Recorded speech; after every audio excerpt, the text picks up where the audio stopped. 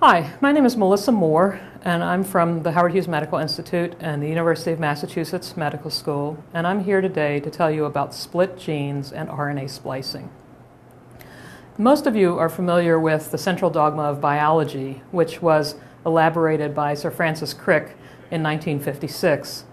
And what the central dogma says is that DNA is copied into or transcribed into RNA, and then that RNA is translated into a different language, and that is the language of proteins. So one of the central tenets of the central dogma of biology is that one gene encodes one protein.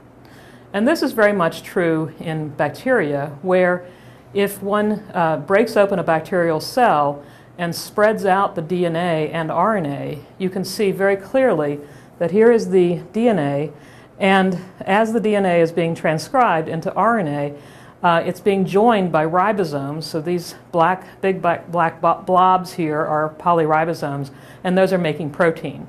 And so the RNA is copied directly or translated directly into proteins.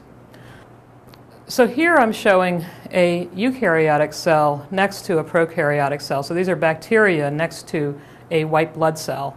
And you can see that the white blood cell is much, much larger than the bacteria. And so not only are eukaryotic cells larger than bacteria, but they also are more complicated internally. This is the bacterial structure down here, and this would be the eukaryotic internal structure.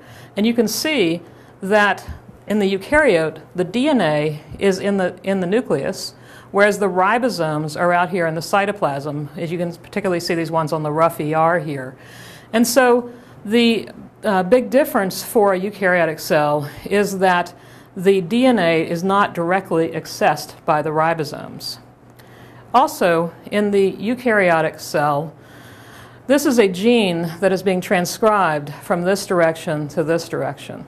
And so you can see that the RNA coming off of the DNA is getting longer and longer as it's being transcribed to this direction. But at some point, there are these loops that form. And in fact, these loops are introns that get spliced out.